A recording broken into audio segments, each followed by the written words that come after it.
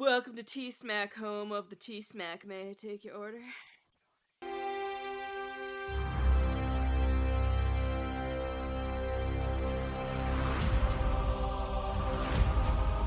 Hello there, and welcome to an all-new episode of Talking Smack, where we talk superheroes, movies, animation, comics, and much, much more. I am your host, Josh Scar, and joining me, as always, is my co-host, Alex. Alex, how are you doing today? I am doing well. I'm starting to embrace the chill in the air, the warm days, the falling leaves, and warm days? Where are you living? Well, you see, there's a brief period between 7:30 a.m. and 3:30 p.m. where we see the sun, and I saw it today. This time of the year, sun does not equal warmth. It just equals bright. It was above 40. It's basically it's shorts weather for us. Yeah, it's true. How are you doing there, Josh? I am doing really well. A good week in terms of things to look forward to, and chief among them, looking forward to recording with our good friend and not me being the same person with a different voice, Justin Henson. Justin, how are you doing today? I am feeling so wicked today. I am feeling so good. I am feeling fabulous. It's been a while since all three of us have been together, and I'm excited for this conversation, and I'm excited to see both your beautiful faces tonight.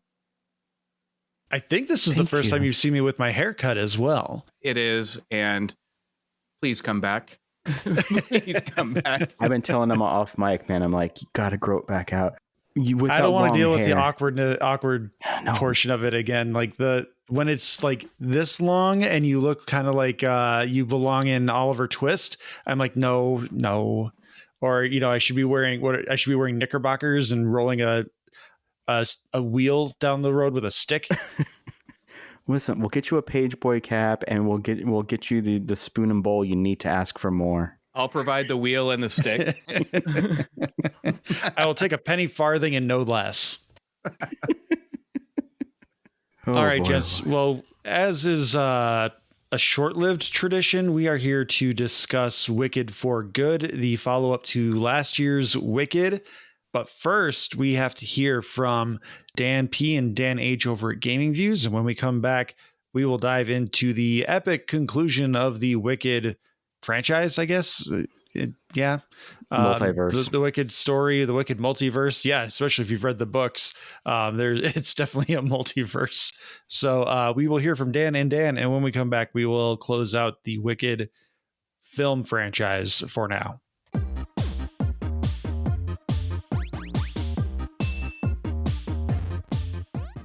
Welcome to the trailer for Gaming Views. Think of it as the demo level before the real action kicks off. We're Dan, and every week we're bringing hot takes, breaking news, deep dives, and everything gaming related. From the biggest headlines to retro classics, hardware breakdowns, and inside scoops on developers, we cover it all. So level up your gaming knowledge, subscribe to Gaming Views wherever you get your podcasts, and don't miss out.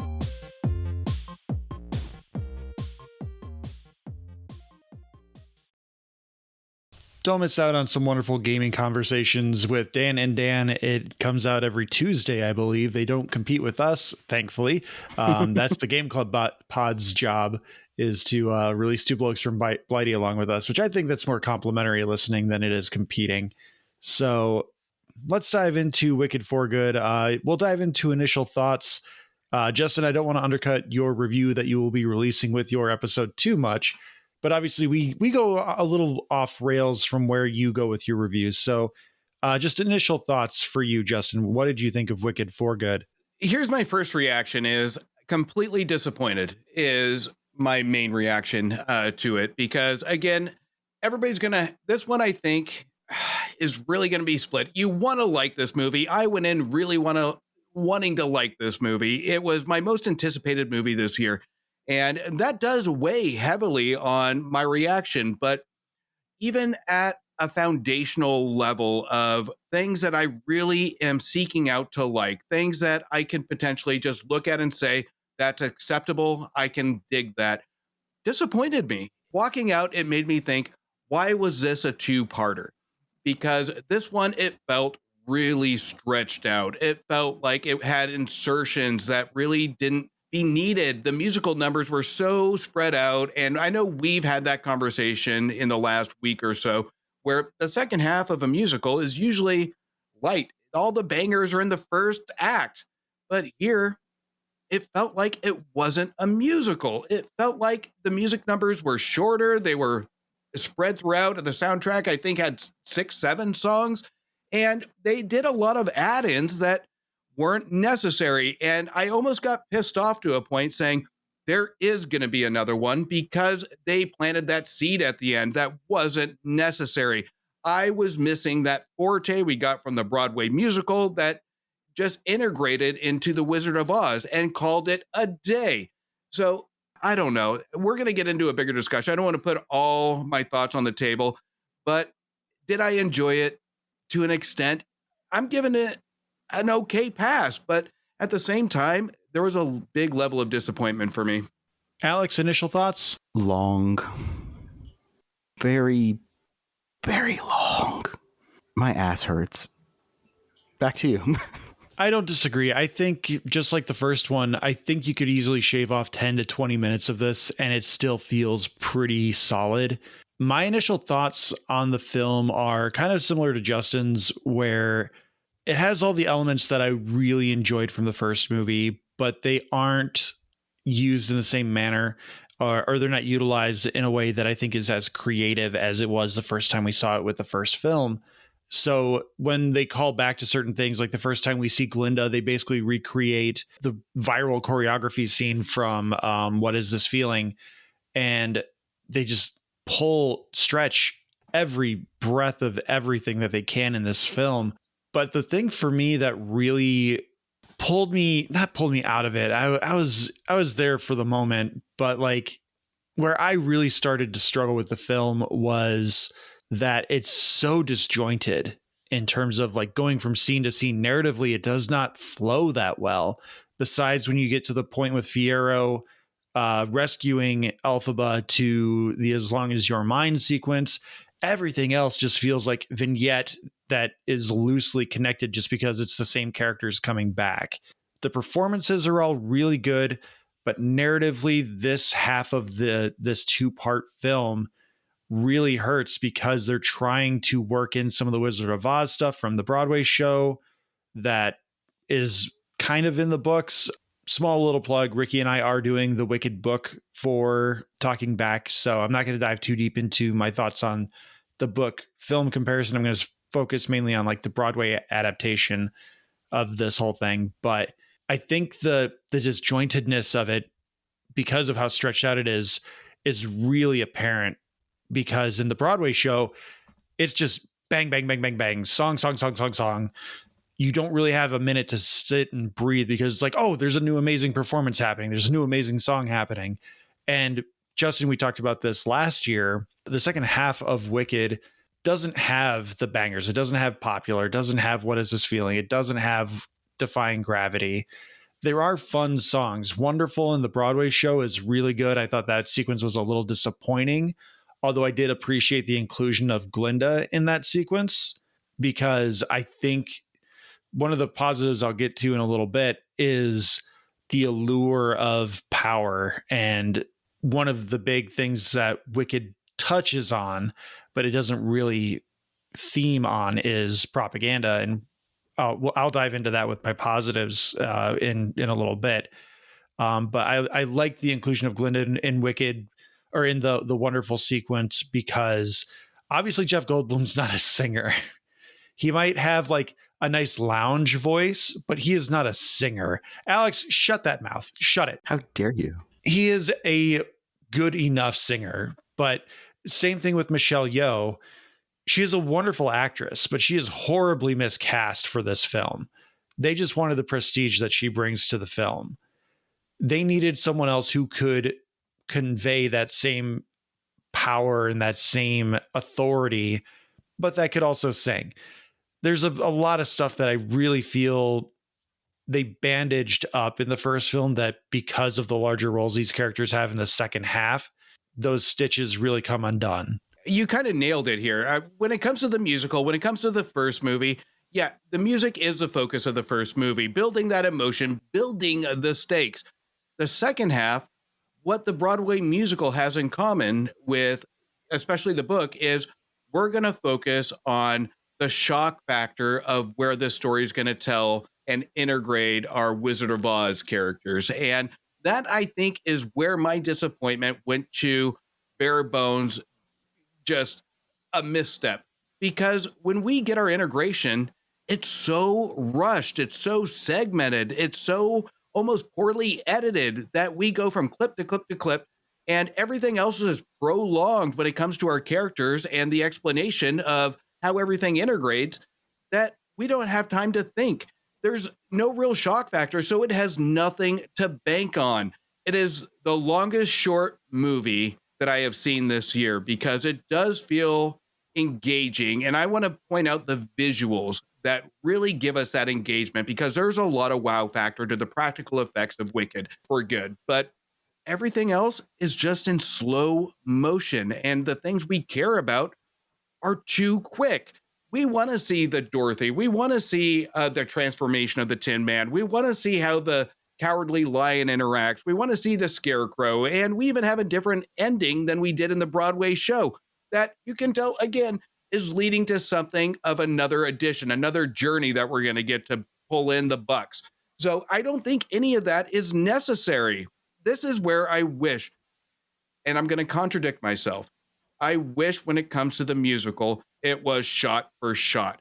Because if it is going to be this long, we're investing 5+ hours into a 2-parter, then we should have something more. If you're going to have a 2.5-hour second act, that's the average runtime of a Broadway musical, then give us some original songs. And I know I called this out in our chat. Give us something we haven't seen before. Go back to what you just said, Josh. The characters, just, they're great performances. The singing is okay, but it's really, again, limited. We don't learn anything more about our characters. We learn more about our characters in the first movie, given the runtime, than we do here. This is something that, in my review, I'm just going to give a spoiler, is we have our characters, and it's like they assume we know their intent. We assume we know what they're going to do next. There's nothing of curiosity, and we rush these scripts, these movies. We have Avatar that took, over a decade to get the second one, and now we're having one a year, 2 years later. That one, I'm not going to have confidence in. Take your goddamn time with these scripts to make sure you nail all the key points, because you can tell when you're rushing this movie back to back, it's not going to have the same quality. And we can see that here is, I don't know. They filmed this back to back. So like, it wasn't like they filmed Wicked, it was a banger, and then they just rushed it out for the next one. So I was looking up stuff earlier this week to kind of touch on, because Steven Schwartz was involved in the script writing process, and they were apparently trying to make it one movie, but because of the opportunities for how cinematic you can make the film and things you can do, and they can draw things out, flesh things out that you can't in a Broadway show, they couldn't make it a reasonable runtime for one movie. And so they overcompensated and made it too long. They pulled a Hobbit, where I do think that you could still make this a 2-parter, but part 1 could be maybe 2 hours, 2 hours and 10. And this one could be 90 minutes, maybe 2 hours if you really wanted to stretch it. And this one's 220. So there's a little bit of not oversaturation, but like overzealousness, where they're like, yeah, we can do this and we can do that. And so I don't want to make it like, I think I understand what you're saying, but on a surface level, what you're saying is, it sounds like you're talking about how they rushed the script, which they technically did not do, because it was in development hell forever. And then they finally settled on a 2-parter. I can see that. But at the same time, when we have these characters, and you can tell there are emotional elements here, that they really want to go for the emotional core. And this is how you can tell whether they did it back to back or not, that this back half was rushed, because we have significant moments where we, as an audience member, we're like, I know I should be more emotional in this moment, but I don't really care. There's moments where we have the relationships, but I just don't care. I got more emotional in the first half, the first movie, than I did here. And it almost should be the opposite. They put all their money on the first half to ensure everything attracts audiences to what they loved about it. And it's almost like they half-assed the second piece of it. So even if they shot it back to back, the audio doesn't match the video on where they put most of their effort. The performances are good, but even I thought the performances could have used a little bit more emotion. It felt really, really reserved, especially when we have our witches that have multiple scenes together that just seem cordial. They don't seem really anything of substance or layers. They're just like, you remember what we did in the first movie? Use that and force the emotion in this one. Think back to what we did in the first movie, and that should give you some emotional reaction. I'll be honest, I'll be vulnerable. I wanted to cry at this movie. I didn't. I wholeheartedly agree. I was ready to bawl at For Good. I was ready to feel those tears of joy that were welling up in me during Defying Gravity. And I just didn't get there with this one. And I think I agree a lot with what you're saying, because the performances are the downside of this film. I think technically, from cinematography, from set making, makeup, costume design, everything behind the scenes, behind the camera, and the sets that we do get to see, the CGI, all of that is done really well. But the performances let this movie down. It is very reserved, like you said, and even the big powerhouse stuff, like As Long As You're Mine, No Good Deed Goes Unpunished, all of those feel very shallow for some reason. And I don't know if it's because, like you said, they put all their emotional weight into the first movie and the batch of songs that they have in that first act, or if like they just did not understand the assignment for the back end of it. There's just something missing in the emotional beats of especially those songs. And because I'm complimenting the technical side of this film, one thing that I really realized that I wished happened, that I wish John M. Chu would have had the guts to do, is in one of the new songs, The Girl in the Bubble, which is Glinda's one solo in this film. It's filmed like a oneer. Like, you keep transitioning through mirrors and reflective surfaces to come back. So they have like editing points, but it's filmed like a single shot. And I was kind of excited because like it's technically done very well. And I was like, oh man, what are they going to do for Good? Like, that's the emotional heartbeat of this Broadway show, of this entire thing. What are they going to do with that? And it's just edited to shit. Like, it's just, here's your close up, wide shot of the two of them, close up, wide shot. And I was just like, man, if they had the balls to one shot For Good, like, that's Angela Lansbury knocking out Beauty and the Beast in one session. Like, that's the same level there. But instead it's cut to shit, and the emotional resonance of all of that is just missing, I think, because of how it's edited and how it's shot. I have a question. Do you think the reason for because the first one had some cinematography issues. There was distinct oddities, and I was watching a YouTube video about a person who says like why movies don't feel real anymore, and it was talking about how specifically it was using Wicked as an example, and then it also used some of like Jurassic Park, World, Afterbirth, Afterworld, Rebirth. Whatever.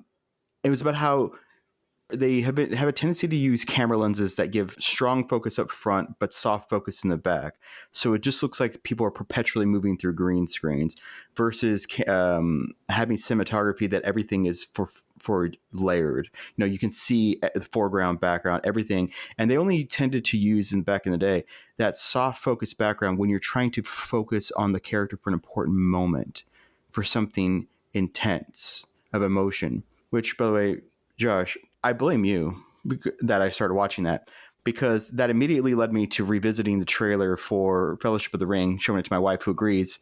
The Fellowship of the Ring, the original full trailer, is a horror Spoiler movie. alert for a conversation that we'll be putting out for an episode next week. But so I started watching Lord of the Rings, and I started realizing, yes, they only do that blurry background feeling of cinematography for like intense moments with Gandalf saying like, is it secret, is it safe, or do not take me for some conjurer of cheap tricks. So that's part of why I was lost from, I was watching this going, why does everything look so odd? Why does it seem like every moment of this movie is trying to make me feel something but doesn't know what to make me feel? And then I realized what the problem was. They spent so much time on the blocking to hide Dorothy's face, believing that she was Winston from Home Improvement, that they had no time to give anyone else direction, because that bothered the shit out of me. I was like, just show her face, okay? We know it's not Judy Garland, but you're going to have her walking around, being in prison, giving her shoes and crap. Stop hiding her, you bastards. You're showing everybody else, but you're not letting us see Dorothy, who, by the way, is in way more of this movie than I thought she would be. Well, I think it was Ariana Grande with the zipper just coming down and she pops out. But, you know, I disagree. I thought the cinematography from the first one was absolutely brilliant because it did capture a lot. Don't raise your eyebrow at me, Alex. I saw that. But I thought it was brilliant because here's kind of the challenge of adapting a Broadway show. You have to have immersion. You have to have the musical numbers, and musicals are hard enough nowadays because it's so divisive and you have to shoot it right, but still appease fans and bring in new fans. And I think, and it's proven that it did that successfully. So there's no doubt about that. I think it captured Oz with being current, being upbeat, and it didn't really try and be a copycat. It added new things that we haven't seen before and with environments that are absolutely not too old school. So I think it did a good enough job to actually incorporate Broadway and the original Wizard of Oz. I think it would look beautiful. This is where I have a problem with it. And Batman Returns snapped into my head while watching this. Only the brighter side of Batman Returns, because we do have that darkness when we see Oz. We do have that gothic almost feel of the castle. And I think that's where it again misses on integrating the good versus the evil, the light versus the dark. We have those goth tones, but there's not enough contradiction of the background, the lighting, the shots. So I think it is a darker tone, and it's going for that as it should when it comes to our characters, but our characters deliver so much darker tones that we needed a bigger contradiction. The movie is about, and I'm sure we'll get into it, there's a lot of diversity, there's a lot of political tones, there's a lot going on in the second half. We need to have contradictions of hope versus dark. We needed contradictions from our characters of light versus dark. All of this is integrated in a confusing tone where we don't really know what the filmmakers are really going for. The first film, we have clear tones. We gradually see that crescendo of lightness to the integration in the rooms where it's a little bit dim, where we get to know our characters on an intimate level. So it was smarter in the first one. Here, it feels like there's no strategy. It's just, here is what it is. And it does have impressive shots. I don't want to degrade this because some of the visuals are brilliant. The Yellow Brick Road scenes, the flower fields, all those look great. But when it comes to scenic shots like the flying scenes with the monkeys, wasted. When we get that balcony scenes of characters are talking to each other, trying to work out their issues where it's supposed to be emotional, it's all dark. It's wasted. This is where strategic lighting and camera shots needed to be integrated to really bring that emotional level. And I think our director really did miss the mark. He assumed these characters will run itself. The chemistry between our two main witches will run itself. The Dorothy theme with the journey will run itself. But nothing ever gets there. The filmmaking aspect has moments, like we've just said, but the moments are just generic. We really just get engaged in these moments of visuals that just really spark. But it doesn't so that's a pretty good holistically transition work. into one of my biggest gripes about the concept of Wicked, and I'm going to get into this and talking back a little bit too. So if you're going to listen to that episode, I apologize for a little bit of a repeat of what I'm about to say. But one of the themes of Wicked is propaganda and the power of propaganda. And in both the stage and book, and now the movie, they don't go far enough with it because the stakes of what is happening in Oz is relegated down to the animals are being deported, they're being taken, they're being put into some kind of concentration camp or internment camp, and they're being oppressed because like they're losing their ability to speak. All that is really powerful and is very it's unfortunately just omnipresent. It's no matter what time period you're growing up in, that is something that is happening somewhere in the world. And I don't know if it's they didn't want to go too far to become preachy, like that they were concerned about that. I know part of it is also that's not necessarily the full story. It's supposed to be this is the Wizard of Oz, but if you look a little bit to the left, and it's a story about how Glinda and Elphaba were actually BFFs.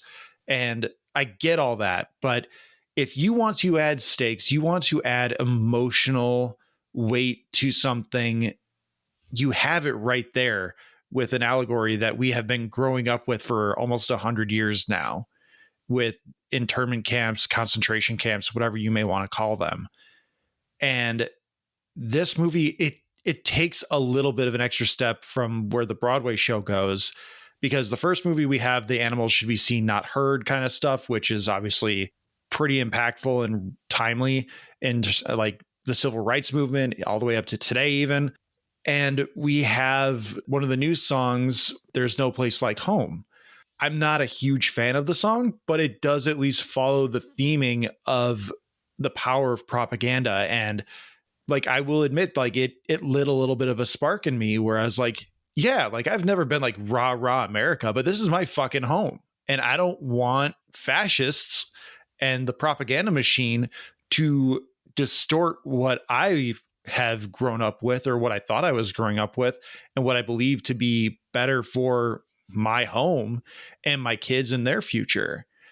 Like, I think it's a beautiful message, but it doesn't push that boundary enough. Same thing with Top Gun Maverick. Like, I still have not seen it, but I know enough that it's like, there's a foreign country. We're not going to say who, because we need to keep it as green as possible so that it's going to be ever present.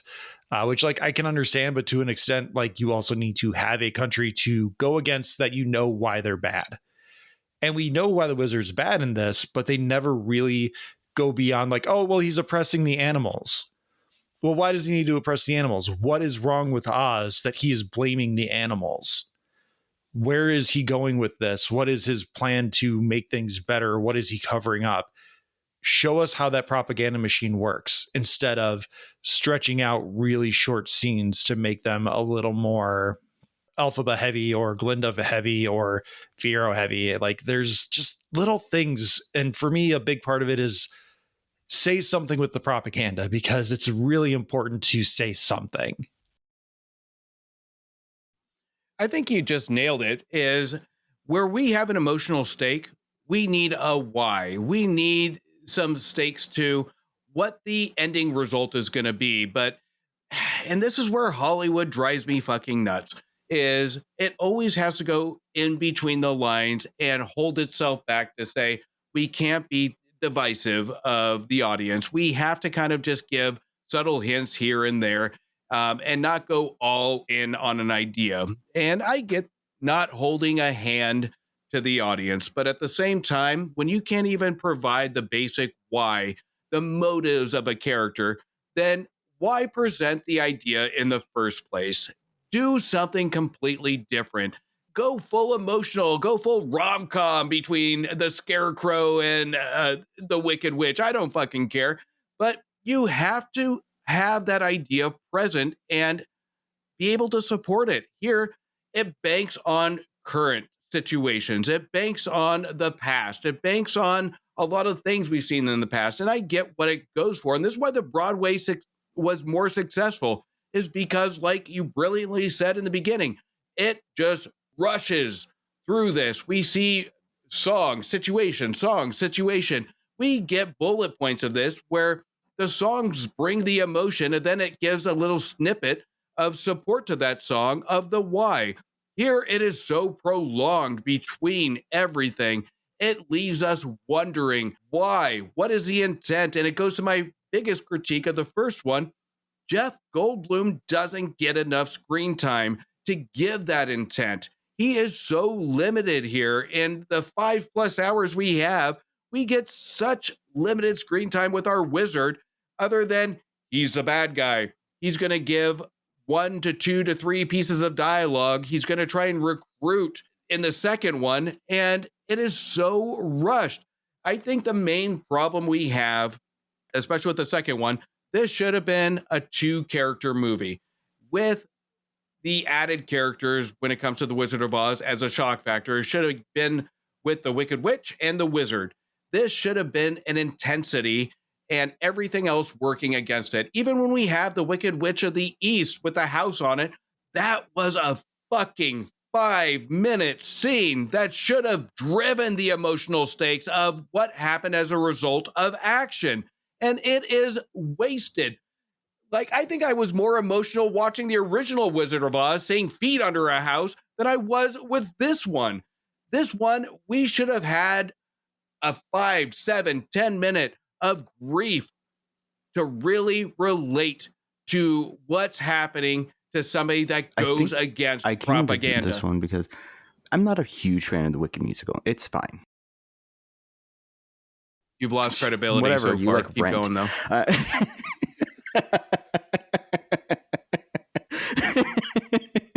Without Rent, we don't have the power couple of Taye Diggs and Idina Menzel. We don't get Taye Diggs and Idina Menzel. They broke up 15 years. I know, but 2 against 1, Alex. You can't say the power couple when the power couple's not a power couple. The power couple is currently it's divorce couple. Not important, but Maria Shriver and Arnold forever, baby. Oh yeah, they're doing great.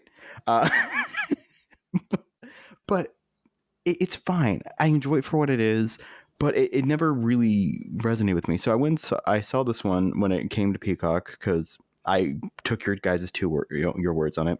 But I just felt that this movie, one doesn't have the bangers in it. There's just an adriftness to it. Like they knew they needed to add they needed to pad things because they had about 35-40 minutes left to film, but they had to get over 2 hours for God knows what. It just felt like it just drifted and it didn't know what to say when they're trying to lay additional track for something that is so established over 25 years and the book before then. But it's like you said, Justin, they didn't have anything to say other than they had things they wanted to allude to. And then the thing that ticks me off is at the end, they kind of sequel bait, which really ticks me off because there's nothing to bait. They didn't have the gumption to be like, well, this is our new Dorothy. They didn't really have the strength of mind to be like, well, let's change things a little bit. If we're building up the wizard to be the bad guy, we should really do something other than just let him float away. They sent him away in shame. I felt the relationship that they were trying to build up between Figaro or whatever his name is, and Elphaba should have had more to it. Instead, it just kind of seemed like a happenstance. I was almost hoping a few times during this damn movie that they would have done something bold and have Glinda and Elphaba kiss, because it seemed like they really, really wanted to a few times. And I'm like, come on, do it. Bond together over the death of your sister. She just had a house dropped on her and a woman's going to throw a bucket of water on you soon. Come on. But they didn't. And it felt like they were pulling their punches while also trying to make up a statement that didn't exist. And that's what bothers me, is I felt more bored. When the first one surprised me, and I was like, this is actually pleasantly good. First comment, what your version, Alex, is on Pornhub. So visit that and not the musical. Go ahead, Josh. So Alex, you're allowed to feel what you feel. Please do not take my criticism as a direct attack or anything like that. The Dorothy argument I've seen several times from people. I'm not saying you are, but from other people, I feel like the Dorothy argument of show us her face. We don't fucking care. Whatever. It's Dorothy. We know she's not Judy Garland.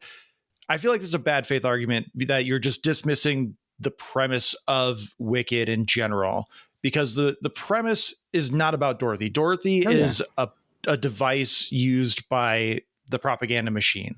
And that's one thing that I struggled with when I'm trying to remember like the order of events from the musical and the film, because the order of events makes no sense when you consider Fiyero gets turned into the Scarecrow after the house lands, and then he has to get thrown into a cornfield as the Scarecrow somewhere down the road.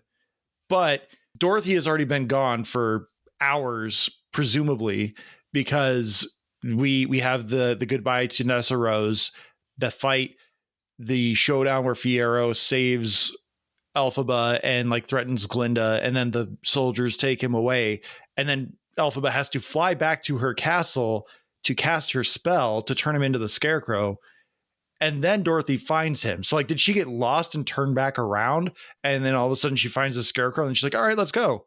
There's a really weird mismatch of like, how did Dorothy happen upon Fiyero in this case, because it doesn't make sense in the order of events. Like, Yeah. and I'm willing to concede that in the world of Wicked, or in the concept of Wicked, you have to take the movie The Wizard of Oz as propaganda. So the order of Yeah. events do not work in the world of Wicked, because it is told from the sense of the bad guy's perspective, more or less. Oh yeah, no. So like that part I'm not trying to like apples to apples. I get Yeah. that's apples to oranges, but I still don't understand how Fiyero ended up so far down the road so that Dorothy can meet up with him. Well, was the the poppy field sequence that was cut from the film because of the asbestos? There's a deep cut, but no. I get what you're saying about the Dorothy. The thing It's that a good deep cut. The thing that bothers me about it is that there's so many like kind of side face shots and behind the shots. And if you're going through that much effort to put her in the same gingham dress and the same hairstyle and the same little bodice blouse and all that stuff, it's just, you're telling us who she is. I got distracted when like the 10th shot of her, and they wouldn't just show a face. You know, it's just like, I would like to have seen a reaction or maybe like a side profile or something, but that they kind of kept teasing it like she's some mystery character. That's the part that bothered me. It's not that she could not as the stand-in as the like audience being told propaganda in her experience, which goes back to Auntie M. It's more that they wanted to play with it and make it mysterious and also tease versus anything else. If anything, if it was a distraction, this was my distraction with that. And I applaud not showing a face, because that would have taken away from what the point of the movie was, is not making it a Dorothy movie, not making it a full on, this is going to be nostalgia grab. But my distraction was that it was leading to that this is going to be old Hollywood, where we're getting all these hints, we're getting all these shadows against the wall, that it's going to do a grand finale to present what famous actress is going to play Dorothy.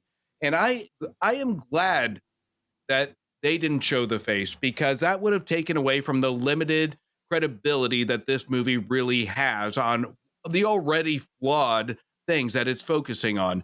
That would have been the cherry on top.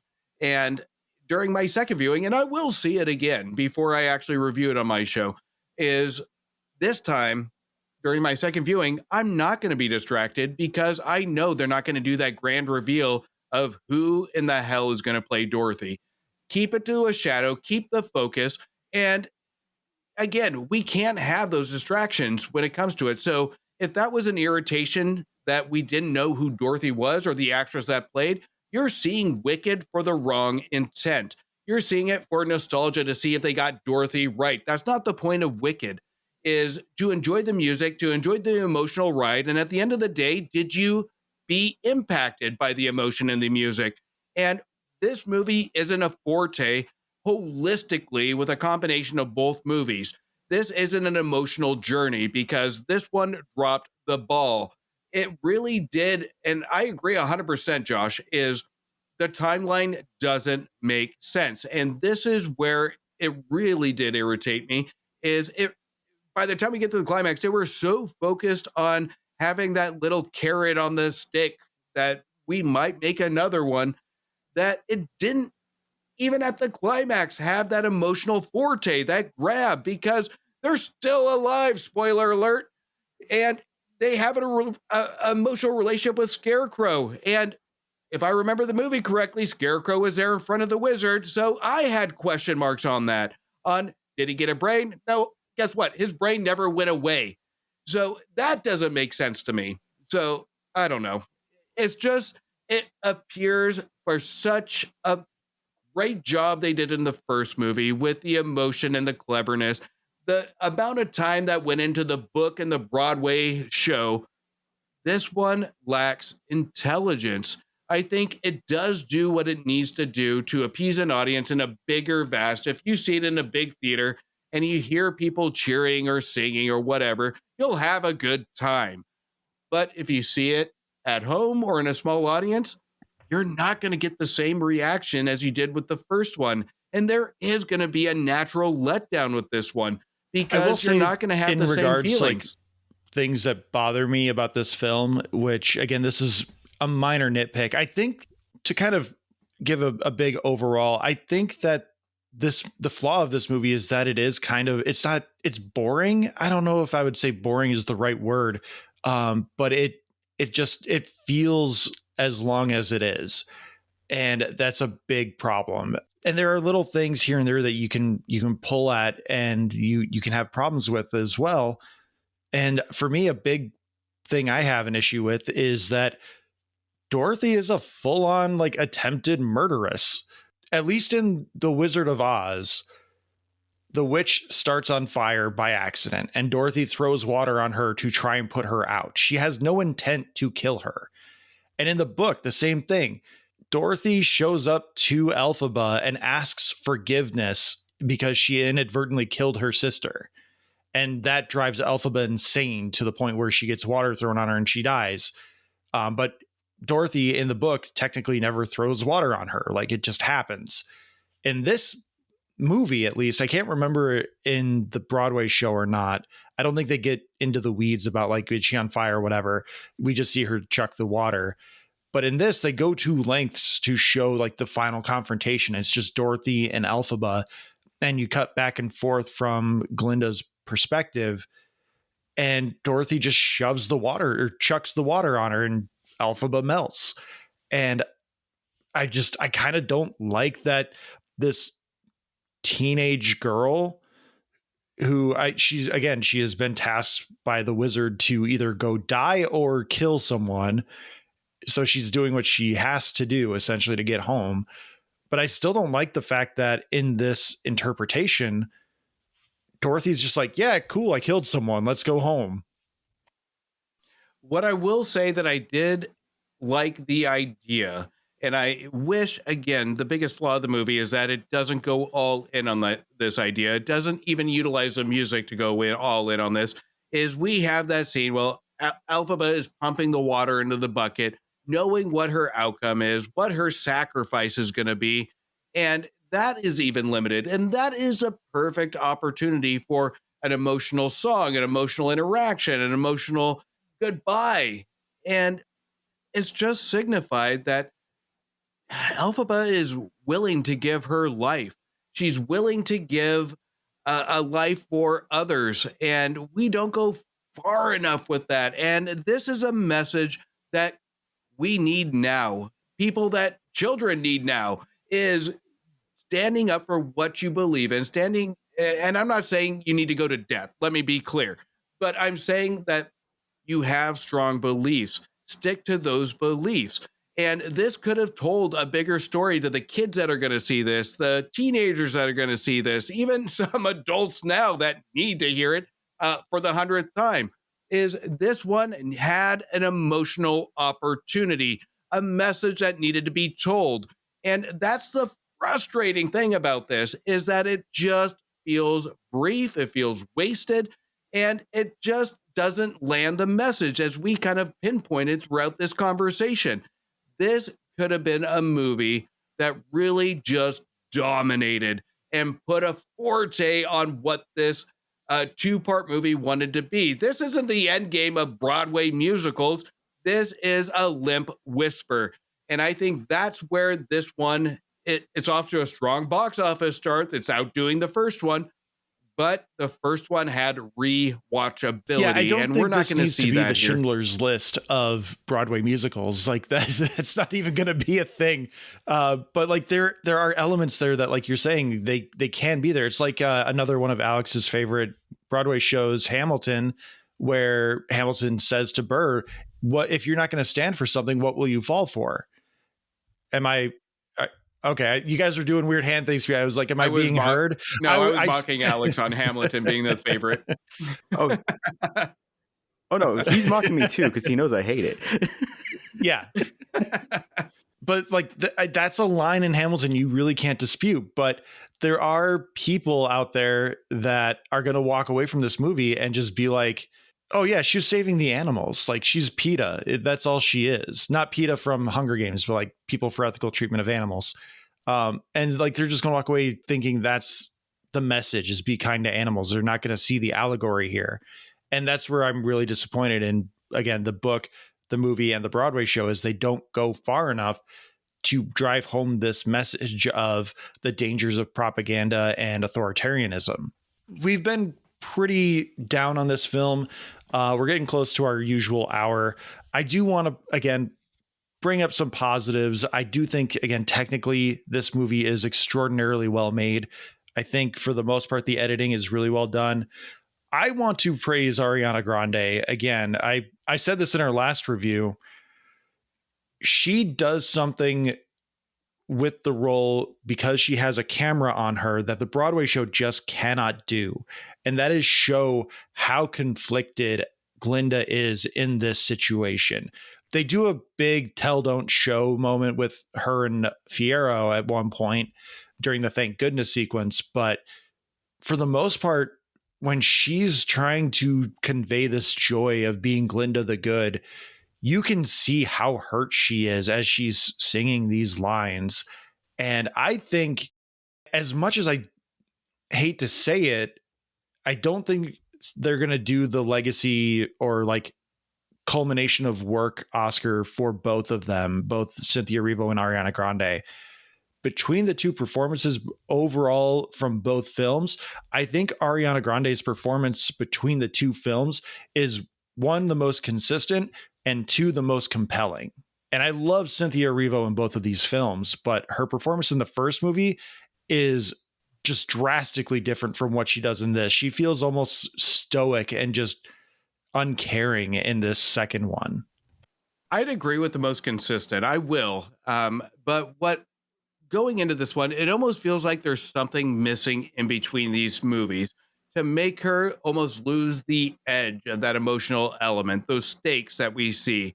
And it almost rushes into this performance. And I'm not going to say it's a horrible performance because it's not. She is lovely. She has an on-screen presence of innocence that she just nails. But when we get back to the emotional element of it, I think this is where both performances just kind of lack. And I go back to thinking of the marketing and the videos that we saw from Erivo and Grande on how they're so close. And I think they're too comfortable. And I think this is where we don't get that like awkward stake of outdoing each other almost. And when you have emotional performances, there has to be an awkwardness. There has to be kind of an unknown. But I think these two have gotten to know each other so well that it just is comfortable.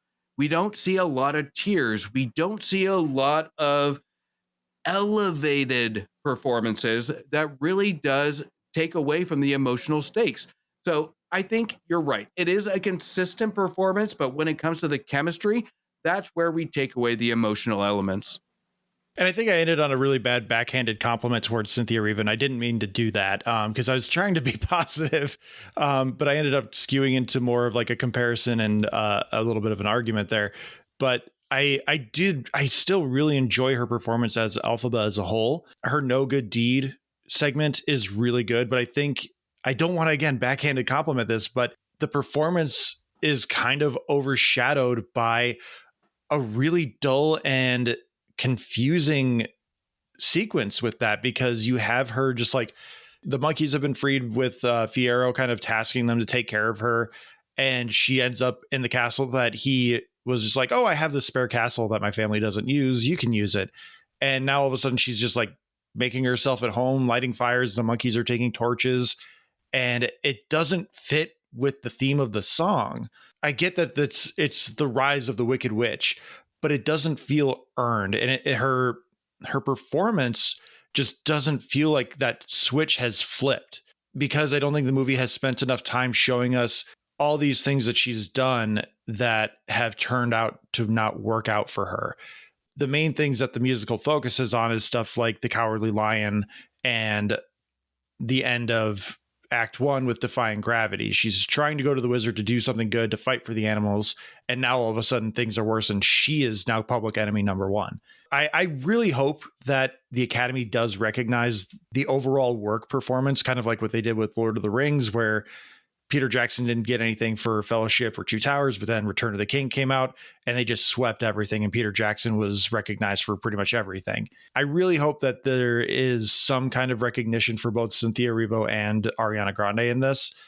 I don't want it to be another one of those things where the politics of the Academy overshadows things, because like my favorite my favorite argument to make is Jamie Lee Curtis should not have won that Best Supporting Actress. That should have been Angela Bassett for Black Panther 2. And the Academy just went, fuck superhero movies. We're going to give it to the white lady that was in the all Asian cast movie. It really felt like they just went, well, a white person needs to win something.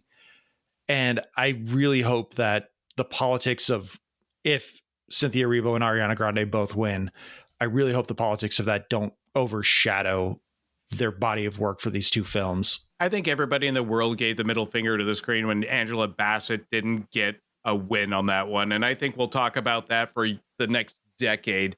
But I think as individual performances, I think they have on-screen likability. They're both extremely talented, and they had, from the first one to this one, they show sparks.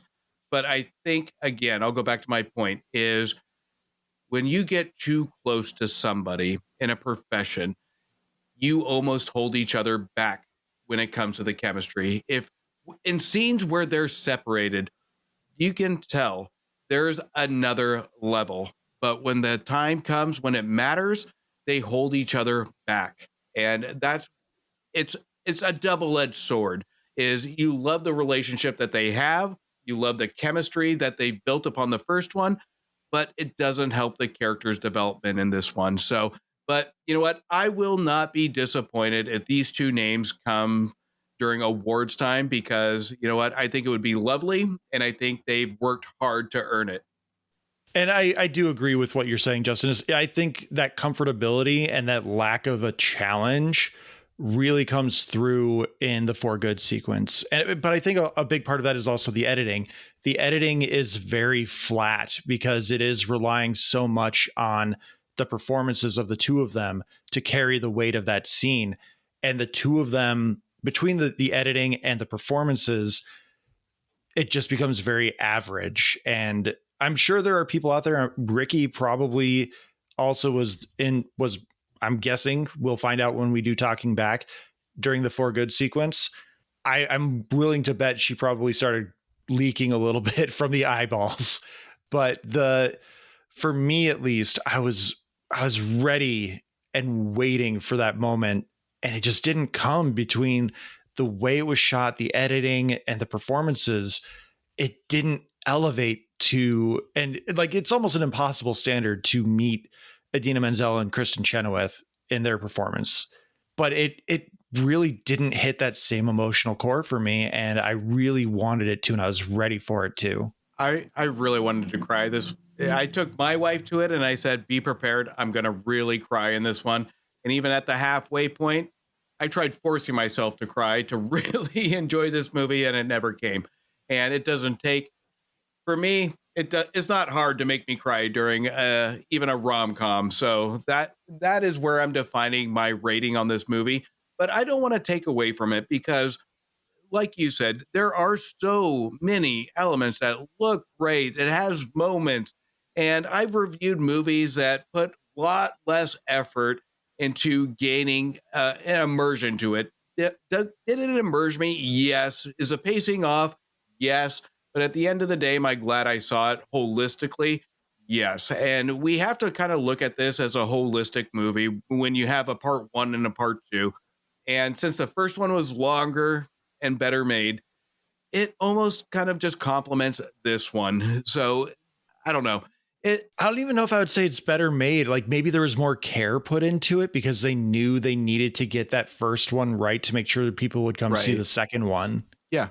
And I think that's what it is, this one, given this first week, I'm sure will outdo the box office of the first one. It's like I said in our box office bet, this one with the anticipation of what it sets up to do and people of the fans, this one will have a banging opening weekend that will surpass the first one. But I'm pretty sure I'm going to lose a bet on the rewatchability that the first one really had. And that's where we're going to really lose audiences in the rewatchability piece of it. It might be the first one that you don't get the full bonus points on. Like you're destroying us in that pool. I kind of wonder if maybe for Wicked, they put up Cynthia Erivo for Best Actress and then Ariana Grande for Best Supporting Actress. I wonder if their plan was to flip it this year, because where they're going to push for Ariana Grande for Best Actress and then Cynthia for Best Supporting. I don't think they could because it's Elphaba's story. So like they've done it in the past. Like Anthony Hopkins was a supporting actor when he won for Hannibal Lecter. Yeah, I know. I'm just saying, to me, it may be Elphaba's story, but this one seems to lean a lot more Ariana Grande doing stuff. I'd be shocked if they did just because of how they did it previously. But I also wouldn't be shocked if they did because I could see the politics of the Academy being like, well, we could nominate both of them for Best Leading Actress, and then we only have to give it to one of them. Yeah, well, which when that happens, they just give it to somebody else. Yeah, they split the vote, yeah. I honestly think this one is so linear that, again, I'll go back. I will be pleasantly surprised, and I won't argue against it, but we're not going to see these two during awards time. I'll just go on a limb here. Let's be realistic. This one is they're not standout performances as we got from the first one that added that emotional element to just stay with you. So I would love these two, because I love them so much, to be on a nomination, but it's just not going to happen on this round. I'll be really interested to see what you guys have to say about any kind of Academy Award nominations if we do another Academy Award preview thing that you and Alex kind of go over. Oh, that'd be interesting. Yeah, but you can also talk about these sort of things in our Discord, which, Alex, please let everyone know where they can find our Discord. Our Discord is down the link below, or you can join it by looking for tsmackpod@gmail.com. It's where you can let me know that apparently I have terrible opinions about Rent, which is fine. I don't particularly like it. You should. Alex will throw away his shot. But yeah, join it. We are there posting movie news, conversations, all kinds of stuff. Like the stealth drop that nobody knows about, that apparently Return to Silent Hill is coming out in January. That was shocking. It didn't get really picked up for 4 or 5 days until IGN picked it up yesterday, but I got it there on Discord 3 days ago. Justin, please let everyone know where they can find you. You can find the Movie Wire anywhere you listen to podcasts. You can also check out Back to the Balcony, where I team up with Antonio from the Cult-Worthy Cinema podcast, and we review the critics of Siskel and Ebert and their previous reviews. So check it out. Those will obviously be linked in the Discord as well as the episode description. Now I have to do extra work and link it into the Discord. You can follow us on all of our social media platforms that we are a part of at Blue Sky, Instagram, Threads, Facebook, and YouTube. We are at Talking Smack Pod. Email us at tsmackpod@gmail.com. Thank you to Leo Allen for our musical themes, Beppo for our original avatars, Retro Hill Studios for our Ricky avatar. Please like, subscribe, rate, review on your podcatcher of choice. If you're watching on YouTube, hit that like button, hit that subscribe button. And I want to again emphasize the review part of this whole thing. If you leave reviews, if you hit the like button on YouTube, if you leave a comment on YouTube, that helps us out because it pushes us up the algorithm and it means more people are going to listen. So it's just a big thank you and a way that you can show your appreciation for us. But thank you so much for listening. Justin, thank you for being here. Alex, thank you for being here as always. Justin, what should people be watching? Watch Star Trek. The Next Gen. Who loves T-Smack? I love T-Smack. Is it true? Mm-hmm. I do. Ooh.